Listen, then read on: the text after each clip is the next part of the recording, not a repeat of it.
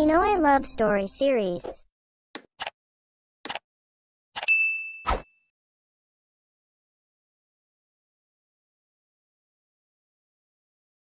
Napakadilim. Bakit hindi niyo pa ako patayin? Wala nang halaga ang buhay ko.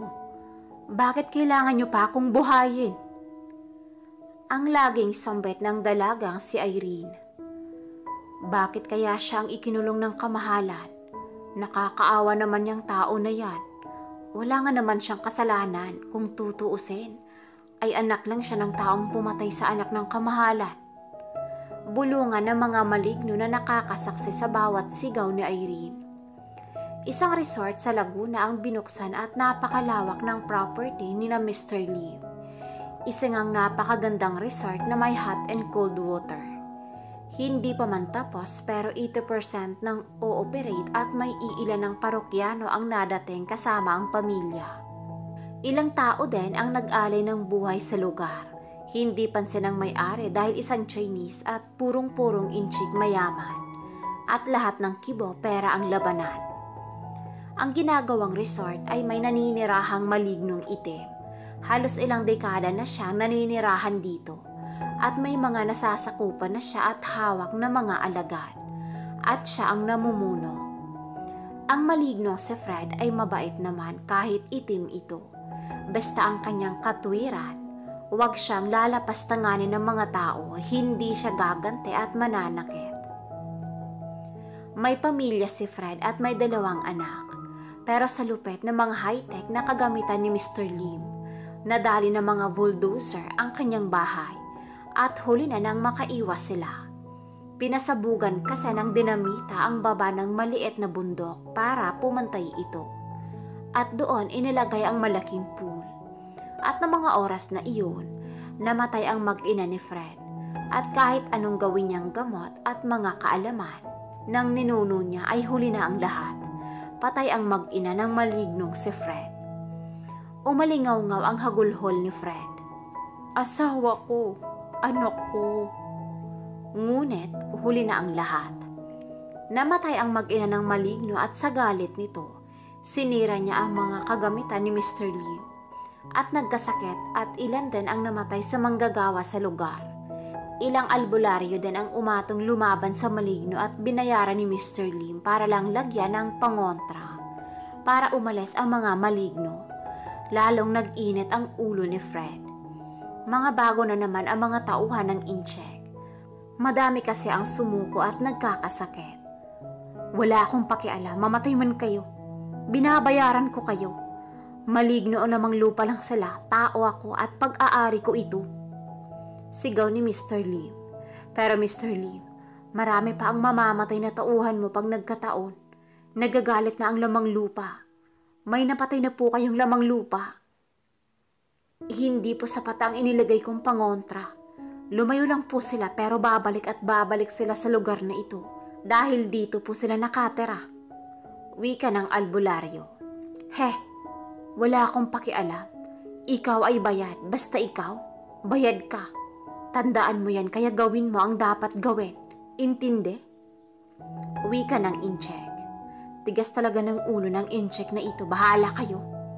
Wika ng albularyo. Sinabihan nito ang ilang tauhan pero may iilan na hindi naniniwala sa lamang lupa.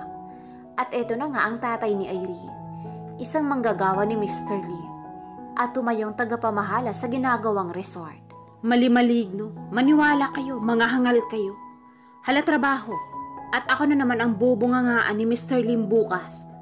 Pag di pa rin matatapos ngayon to, leche kayo, hala, bilis! Sigaw ni Kadani. Malapit na matapos ang facilities at ang malawak na pool na lang ang tinatapos, ilan na naman ang nilagnat.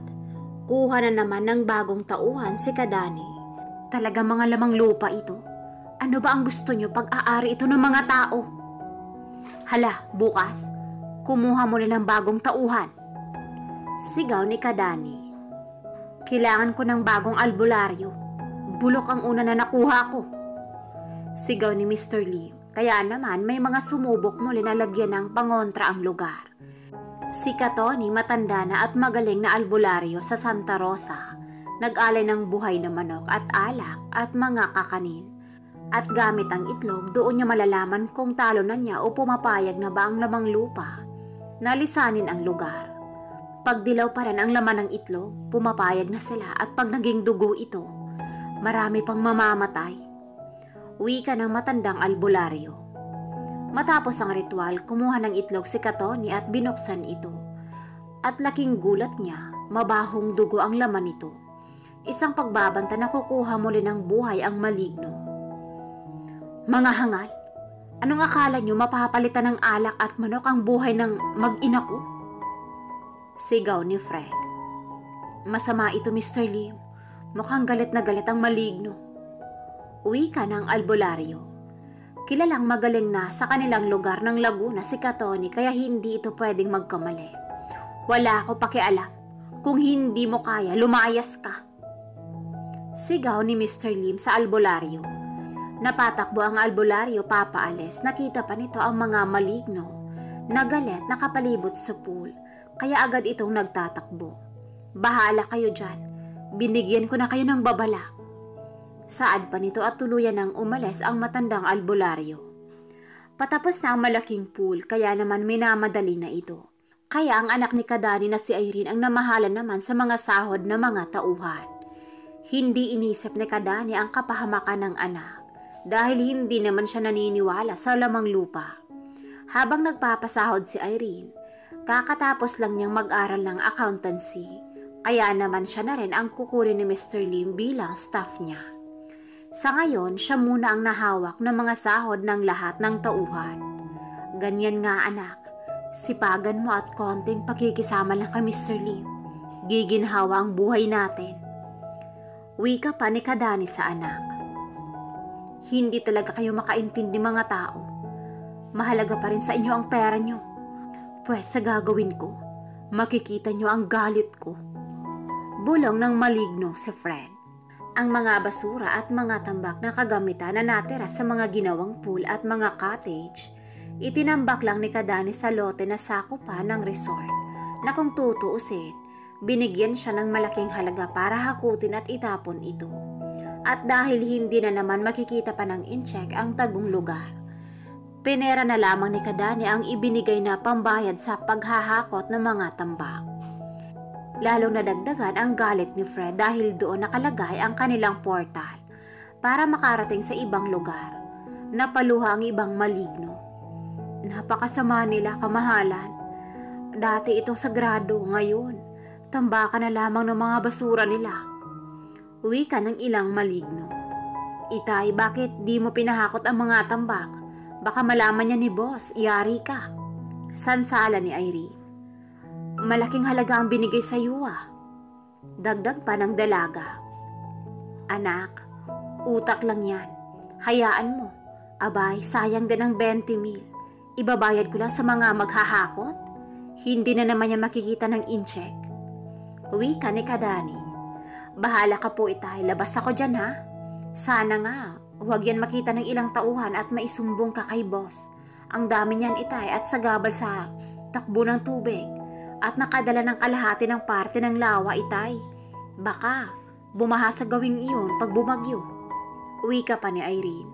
At habang nag-uusap ang mag-ama, pinapanood sila ni Fred. Ah, anak mo pala yan, tanda. Humanda ka. Mukha kang pera, tanda. Wika ng malignong si Fred. Natapos ang resort at nag-operate na sila. Ang malignong si Fred madaming balak. Hahayaan ko lang kayo. Pero ang paghihiganti ko, malapit na. Nag-iisa na ang pamilya ni Fred, ang kanyang natirang anak na lang. Kaya naman bantay sarado ang maligno sa anak niya. Anak, hindi na ako papayag na saktan ka ng mga tao. Bulong ng malignong si Fred. Ang bagong trabaho naman ni Mang Dani sa maintenance ng resort. Siya ang namamahala ng mga basura at mga tagalinis ng lugar. Naging basurahan na din ang tambakan na kagagawa ni Mang Dani. Muli, pinuna ito ni Irene. Tay, ano ka ba? Gabundok na ang basura. Namamaho na ang likurang bahagi ng resort. Yari ka kay Mr. Lim. Isang bagyo ang dumating sa lugar at bumaha. Ang basura ay bumara sa mga lagusan ng tubig. At ang mga kanal sa bayan ng Laguna ay bumara at saksi ang malignong si Fred sa nangyayari. Humanda kayo ngayon. Si kalikasan ang bahala sa inyo. Pinatawag si Mr. Lim ng mayor ng bayan na nakakasakop sa resort. At nalaman ng mayor na kagagawa ng tambakan at mga basura galing sa resort ang dahilan ng pagbaha sa karatig na barangay ng resort. At sobrang galit ng Inche kay Kadani. Ikaw, akin bayad, malaking halaga.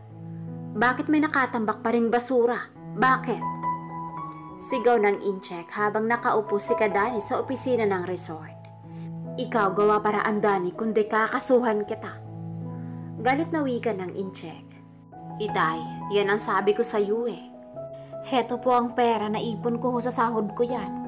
Gamitin mo muna pambayad sa maghahakot, tay. Wika ni Irene. Sige na po, itay. Kumilos na kayo, nasa meeting lang si boss. Paglabas nun, hahanapin uli kayo nun. Agad naman kumilos si Kadani at bumayad ng bulldozer at pinahakot ang mga natitirang tambak at mga basura. Sa hindi inaasahang pangyayari, naglalaro ang anak ni Fred sa di kalayuan. At iyang malalaki itapon niyo sa parting iyon. Wala na akong pera, hindi na yan mahahalata. Basta, ang dalhin niyo mga maliliit lamang. Utos ni Kadani. At isang lagapak na tapon ng mahahabang kahoy at ginibang semento. At nahagip ang anak ng maligno. Nagkataon na nasa malayong lugar ang maligno si Fred. At hindi sakop ng kanyang kakayahan na mabantayan ng anak. Ang anak ng kamahalang Fred. Nadaganan ng mga bakal at durog na semento. Sigawan ang mga maligno sa lugar. Duguan ang anak ng maligno si Fred at agad binawian ng buhay. Agad namang nakarating kay Fred ang nangyari. Ang nag-iisa kong anak, pinatay na din nila. Sigaw ni Fred. Mang Dani, aalis na po kami. Labas po kami sa ginawa nyo, ha? Pag nalaman ni Incheck na pinakalat mo ang malaking tambak, lagot kayo. Aalis na po kami. Paalam ng mga trabahador. Sige, basta. Bahala na, wag na kayong magsasalita pa. O ayan ang bayad ko. Sobra sa pinag-uusapan yan. Wika pa ni Kadani. Agad naman nakadating sa lugar si Fred. Anak! Sigaw ng maligno si Fred. Lumakas ang hangin at ulan sa tindi ng hinagpis ng maligno. Nagtakbuhan ang mga guest ng resort. Agad namang inihanda ng mga staff sa pangunguna ni Irene ang malaking bulwagan para masilungan ng mga staff. Ang lakas parang ipu-ipo ng hangin at ang ulan ang lalaki ng patak. Nakakapagtaka naman, kainit naman kanina. Wika ni Irene. Mama Irene, may bata na stuck sa CR. Asan po ang susi? Wika ng isang staff. Ako na ang bahala, sige na. Ako na ang pupunta doon. At kumuha ng payong si Irene at lumabas para pumunta sa CR. At habang naglalakad ito, nadulas at tumama ang ulo sa sementong lamesa ng resort. Nawalan ito ng malay. Sigawan ang lahat at agad namang naitakbo sa ospital si Irene. Pero kumatos na ito. Anak, bakit ka pa lumabas? Hinagpis ni Kadani. Ilang araw na din komato si Irene at wala namang makitang malalang tama sa ulo at katawan ang dalaga. Nagtataka ang mga doktor. Sir, wala na po kami makitang malalang sakit sa anak niyo. Clear na po ang lahat sa kanya. Pwede niyo na po siyang ilabas at sa bahay niyo na lang po paghagalingin. Basta po sa maaliwalas na kwarto niyo siya ihihiga, ano po? Uwi ka ng doktor. Walang nagawa si Kadani at asawa nito kundi iuwi ang dalaga. Anak, gising na. Uwi ka ng asawa ni Kadani. Sa bundok malapit sa resort. Asan ako? Bakit ang dilim? Asan ako? Pakawalan niyo po ako dito. Ano po ang kasalanan ko sa inyo? Sigaw ni Irene. Yan ang nararapat sa iyo. Ang lahi mo at ang ama mo ang dahilan kaya namatay ang anak ko at ang mag-ina ko. Nagpakita si Fred kay Irene at, Halimaw! Layuan mo ko, halimaw ka! Sigaw ni Irene nang makita ang maligno si Fred. Masama man ang itsura ko, babae. Kami ay matiwasay na naninirahan dito. Wala kaming pinapatay sa kalahi mo. Pero ano ang iginanti nyo? Pinatay nyo ang 2 kong anak at ang asawa. Ako'y solo na ngayon. Wala nang silbi ang buhay ko, kaya mula ngayon, dito ka na. Nakakulong habang may buhay ka, babae. Sambit ni Fred. Anong kasalanan ko? Bakit ako ang magdurusa? Wala naman akong kasalanan. Hagulhol ni Irene. Napaawan naman ang ilang maligno na nakakakinig sa hagulhol ni Irene habang nakakulong sa madilim na kuweba sa kailaliman ng bundok. 2 weeks. Anak, 2 linggo ka na sa higaan na iyan. Bangon na, anak. Bulong ni Kadani. Kailangan kong mahanap si Katoni, baka matutulungan niya ako. At agad kinontak ni Kadani ang matandang albularyo. Nako, Dani, hawak ng maligno ang anak mo, masama to. Uwi ka ni Katoni. Maawa ka, hirap na ako sa dilim. Pakawalan mo na ako. Diyos ko, tulungan niyo po ako. Sambit ng dalagang si Irene. Hindi. Ginalit niyo ako. Pinatay niyo ang mag-ina ko. Pinatay niyo. Sigaw ng maligno. Dani, nangingisay si Irene. Sigaw ng nanay ni Irene. Napatakbo pabalik ang albularyo na akmang aalis at kukuha ng iba pa niyang kagamitan. Dani, masama to. Hindi maganda ang lagay ng anak mo. Agad gumawa ng ritual ang albularyo at maitinurok sa damit nito. Ginagalit niyo ako, ha? Sigaw ng maligno. Isang hagupit ng latigong itim ang natamo ni Irene. Tama na po. Aray, inay, itay. Sigaw ng dalaga. Lalong nangisay si Irene, nagpanik ng mag-asawa ni Mang Dani. Tama na. Ako na lang ang kunin mo, wag ang anak ko. Sigaw ni Mang Dani. Isang bulong sa isip ang nakinig ng albularyo. Kung gusto niyo pang mabuhay pa ang dalagang ito, kailangan ko ng kapalit. Bulong ng maligno. Dani, nanghingi ng kapalit ang maligno. Wika ng albularyo. Sa resort, tumumal na ang guest. Mag-promote kayo, sayang lang mga sahod nyo, ang tatamad nyo. Sigaw ni Mr. Lim sa staff ng resort at dahil mainit ang ulo, namasyal ito sa tabi ng pool at sa bandang taas ng bahagi na tanaw ang kalat sa likurang bahagi ng resort. Ano yung mga tambak? Lintek, asan si Dani? Akala ko ba pinahakot na yan? Malaki ang binayad ko, Galit na sigaw ng incheck at dahil umulan at padabog na naglakad, nadulas ang matandang incheck at nahulog sa bahagi ng likuran ng pool at tumama ang ulo sa bato. Ay, si boss, nadulas! Sigawan ng staff at nang lapitan nila wala na itong malay at may dugo sa ulo. Agad itinakbo sa ospital ang matandang incheck pero dead on arrival, inatake din ito sa puso. Sa bahay ni Kadani. Ako na lang ang kunin mo. Palayain mo na ang anak ko. Pagsusumamo nito at napailing ang albularyo. Teka Dani, tumahimik ka. May kapalit na. Uuwi na dyan ang dalaga. May bago na akong alipin. Ipapalasap ko sa kanya ang hirap at paano mabuhay sa lusak. Bulong ng maligno. Asan ako? Bakit madilim? Sigaw ni Mr. Lim. Sino kayo? Mr. Lim ka po ba, ha? Binihag din kayo? Wika ni Irene. Irene? Ikaw ba yan? Asan ka, iha? Babayaran kita ng malaking halaga, itakas mo ko. Asan tayo? Aray! Sigaw ng matandang incheck. Nilatigo ito ng maligno, ilang hampas sa katawan. At sa dilim, wala silang makita. Aray! Sigaw muli ng incheck. Diyos ko, tulungan mo kami, maawa ka po. At biglang nagliwanag ang kapaligiran. Polo ang dalaga sa liwanag, halos 3 linggo din siya sa dilim. Anak, nagkamalay ka na. Sigaw ng nanay ni Irene. Napaluhod si Mang Dani. Salamat po, Diyos ko. Hindi na ako gagawa ng masama, pangako po. Wika ni Kadani. Pasalamat ka, Ineng, at naaksidente si Mr. Lim. Siya ang ipinalit ng maligno at tama lang sa kanya iyon. Wika ng albularyo. Itay, inay, ang dilim, ang hirap, nay. Ayoko nang bumalik doon. Mag-iingat na dapat ang lahat. May nagmamay-ari ng lugar na iyon. Dapat masabihan ng mga tao. Sambit ni Irene. Ayoko na dito. Punyeta kayo, makaalis lang ako dito, pasasabugin ko ang lugar na ito. Aray ko! Sigaw ng matandang incheck.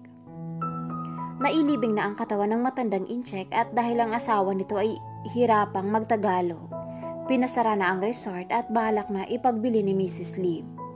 Isang hagupit ng latigo kada oras ang nararanasan ng incheck. Isang paghihiganti ng isang amang nawala ng anak at asawa. Isang hostesya na siya lamang ang may karapatang gumawa ng parusang alam niya, makakakuha siya ng tamang paraan ng patas na hostesya sa mundo niya. Kaya maging aral sa lahat ng tao na ang isang lupain, hindi lahat pag-aari ng tao. Maglalaan ng respeto sa mga nilalang na di nakikita ng mga mata ng tao.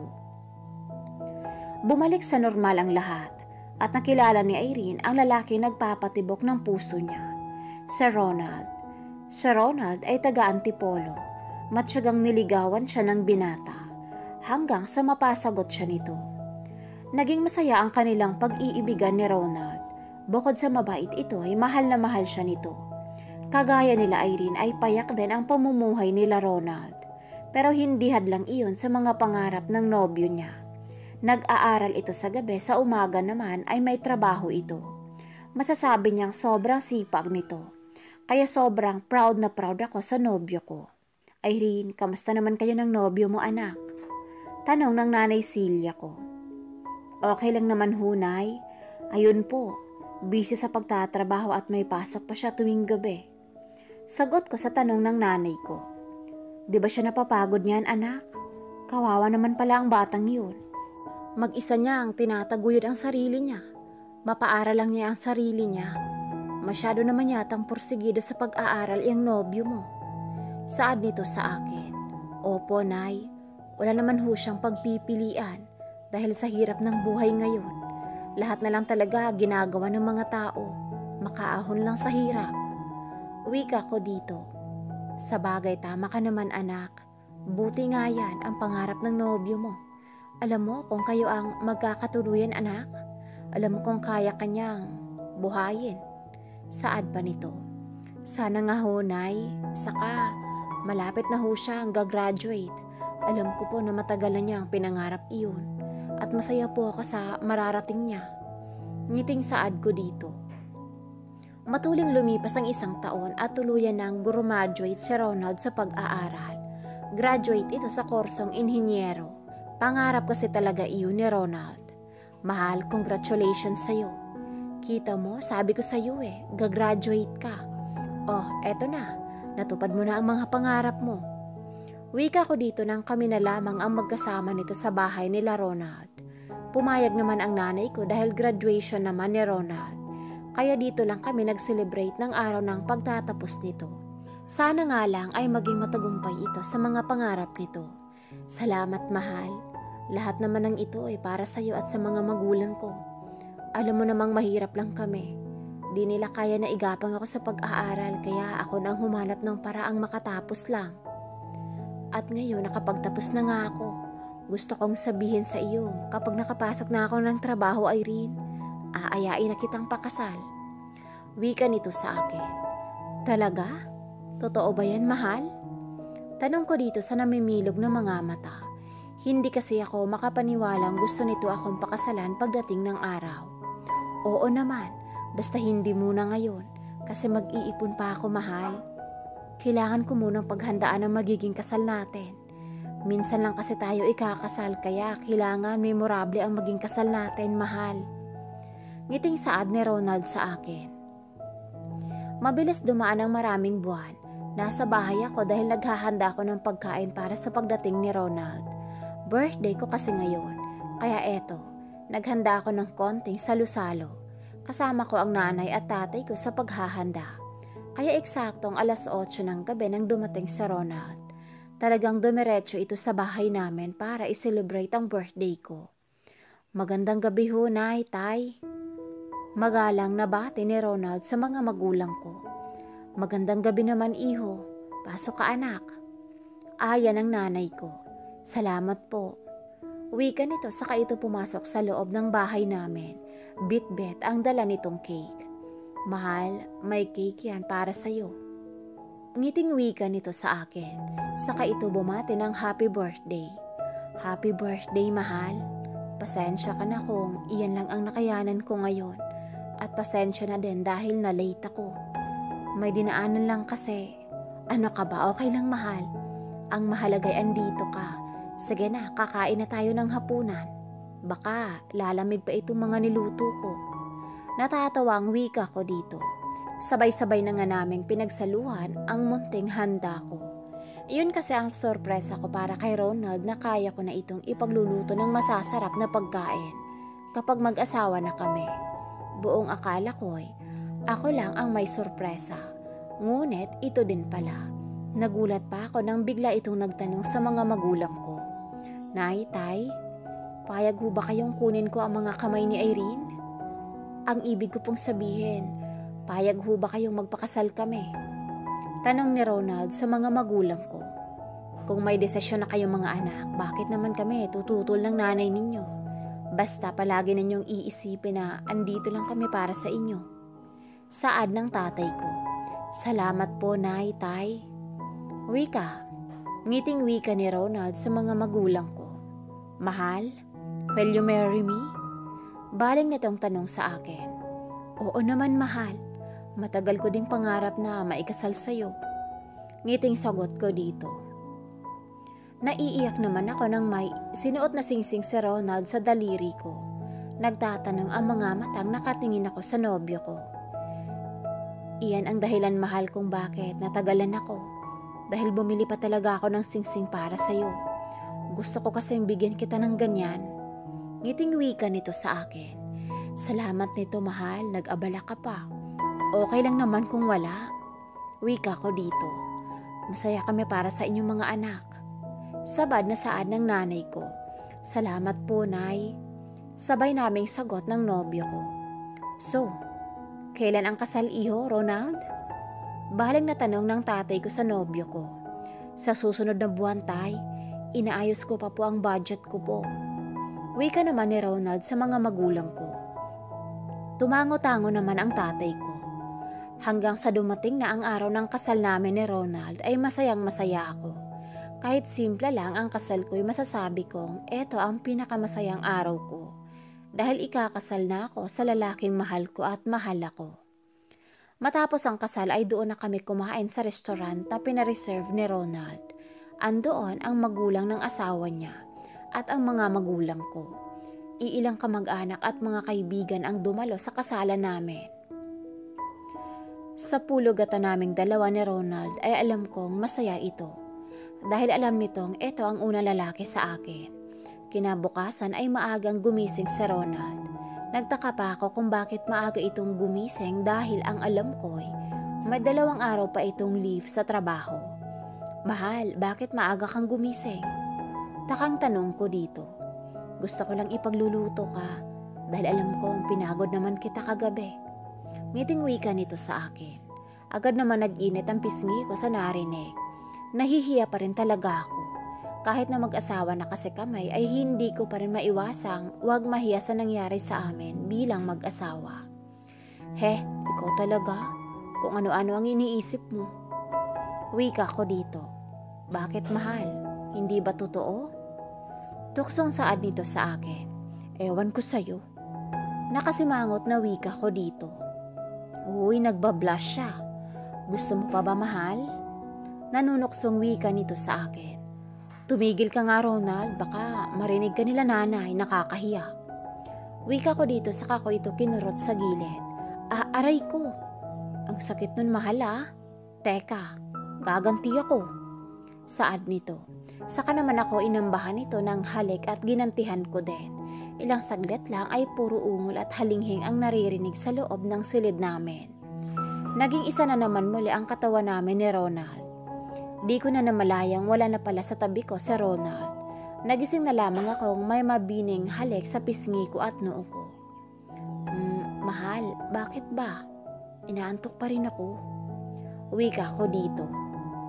Kain ka na, mahal. Alam kong gutom ka na. Halika na, may dala akong pagkain. Saad nito sa akin. Wala akong magawa kundi bumangon na lamang at sumabay na kumain sa asawa ko. Sila nanay pala, mahal? Tanong ko dito kapag kuwan. Nasa likod bahay. Kakatapos lang nilang kumain, actually. Sumabay na nga ako sa kanila kaso ikaw lang ang mag-isang kakain kaya kumain ako ulit. Wika nito. Sobrang sweet talaga ng asawa niya. Sobrang bait pa at mahal na mahal ako. Siya nga pala, mahal. Bukas may pasok ako. Pero sa linggo wala akong pasok kaya mamasyal muna tayo. Saad nito. Naku, wag na, mahal. Mapagastos pa tayo. Alam mo namang nag-iipon pa tayo para sa bahay. Shh, ano ka ba? Kaya nga tayo aalis ngayong linggo dahil may titignan tayong bahay. Wika nito na ikinalaki ng mga mata ko. Talaga, mahal? Sigurado ka ba dyan? Masayang wika ko dito. Oo nga, mahal. Kaya titignan natin kung gusto mo yun. Pero wag kang mag-aalala. Andun din sila nanay at tatay para may kasama ka tuwing wala ako. Saad nito. Sige, mahal. Excited na ako. Masaya pa rin saad ko dito. Sige na, mahal, kumain ka na, okay? Ubusin mo yan dahil para sa iyo lahat yan. Niluto ko talaga. Wika pa nito. Nang matapos akong kumain ay nagbihis na ako at sumabay na lumabas ni Ronald sa silid namin. O anak, nandyan ka na pala. Aalis kami ng tatay mo. Maibebenta kaming mga gulay ngayon sa palengke, anak. Kaya magsaing na lamang kayo para pagdating namin ng tatay mo'y ulam na lamang ang mailuto natin. Wika ng nanay ko sa akin. Sige ho, nay, mag-iingat kayo ni tatay. Saad nito. Lumipas ang 4 na buwan, naming kasal ni Ronald ay nagising na lamang akong parang babaliktad ang sikmura ko. Mabilis akong bumangon at dumiretso sa labas ng silid namin at doon sumuka sa lababo. Suka ako ng suka, pero puro laway lang ang sinuka ko. Kaya pakiramdam ko nang hihina na ako. Ang boses ng nanay ko ang narinig ko nang magsalita sa likod ko. Anak, anong nangyari? Bakit ka sumuka? May dinaramdam ka ba? Tanong ito sa akin sa nag-aalala na boses. Nagising pala ito. Sila tatay at Ronald di alam ang nangyari sa akin. Hindi ko alam, nay. Nagising na lamang ko na parang babaliktad ang sikmura ko po. Nasusuka ako. Wika ko dito. Buntis ka ba, anak? Tanong nito sa akin na ikinagulat ko. Po? Utal ngunit gulat kong tanong. Yan kasi ang mga senyales ng isang babaeng buntis, anak. Dinadatnan ka na ba? Tanong pa nito. Magtatatlong buwan na po akong hindi dinadatnan, ay. Pag-amin kong wika dito. Abay, buntis ka nga, anak. Mamaya pag umaga na, pumunta kayo sa doktor ni Ronald para masuri ka. Saad nito. Bakit, nay? Anong nangyayari kay Irene? Sabay pa kaming lumingon ni nanay nang marinig namin ang boses ni Ronald. Buntis yata ang asawa mo, iho. Kaya mamaya pumunta kayo ng doktor para ma-check up siya. Saad ng nanay ko kay Ronald. Talaga, mahal? Buntis ka? Naku, masaya to, mahal. Masayang wika ni Ronald. Ngumiti naman ako dito saka nagsalita. Magpapa-check up pa lang tayo, mahal. Excited ka ba? Ngiting wika ko dito. Oo naman, no? Kaya nga gusto kong mag-umaga na para makaalis na tayo. Tamang-tama, magkakaroon na tayo ng sariling bahay. Saad pa nito. Congratulations, Mrs. Buntis ka nga. 3 months pregnant ka. Masayang anunsyo ng doktor sa akin. Pero Dok, pwede po bang makita ang anak ko kung lalaki ba ito o babae? Tanong ni Ronald sa doktor. Hindi pa, mister, dahil maliit pa siya. Balik kayo dito sa 6 na buwan dahil malalaman na natin kung babae ba ito o lalaki. Ngiting wika nito. Salamat po, Dok. Pasensya na po, excited lang po ako. Saad naman ni Ronald sa doktor. Naiintindihan ko po iyon, mister. Ganoon talaga kapag tatay ka na. Walang kasing saya. Masayang saad naman ito.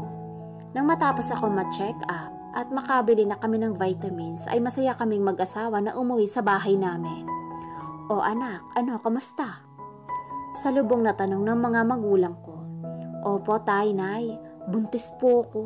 Magkakaroon na kayo ng apo. Ngiting saad ko sa mga ito. Talaga? Nako, sa wakas, may bata na din tayo dito. Sana babae para magandang bata. Malamang maganda talaga, Melba, dahil maganda naman itong anak natin at gwapo din naman si Ronald. Ikaw talaga? Saad naman ng tatay ko. Tama ka naman talaga, maganda itong anak natin. Wika din ng nanay ko. Sa loob ng 4 na buwan, ay masasabi kong sobrang tumaba ako dahil sa mga pinaglilihian kong pagkain. Lahat din ng gusto ko ay binibigay ni Ronald, kaya alam kong healthy ang baby ko. Mahal, aalis na ako ha, mag-iingat ka dito. Mahal na mahal ko kayo. Saad ng asawa ko sa akin. Mahal ka din namin ng anak mo, mahal. Mag-iingat ka din sa trabaho mo. Wika ko dito. Ikaw ang mag-iingat dito dahil maselan pa naman iyang pagbubuntis mo. Sana makaraos ka na niyan at makapagpahinga na din, mahal. Awang-awa nitong saad sa akin. Naku, okay lang, mahal. Naiintindihan ko naman yun. Ganoon naman daw talaga sabi ng doktor ko. Wika ko dito. Oo na, sige na. Basta palagi mong tatandaan na mahal ko kayo. Wika pa nito. Mahal din kita, asawa ko. Ngiting wika ko dito, saka ako hinalikan nito sa labi.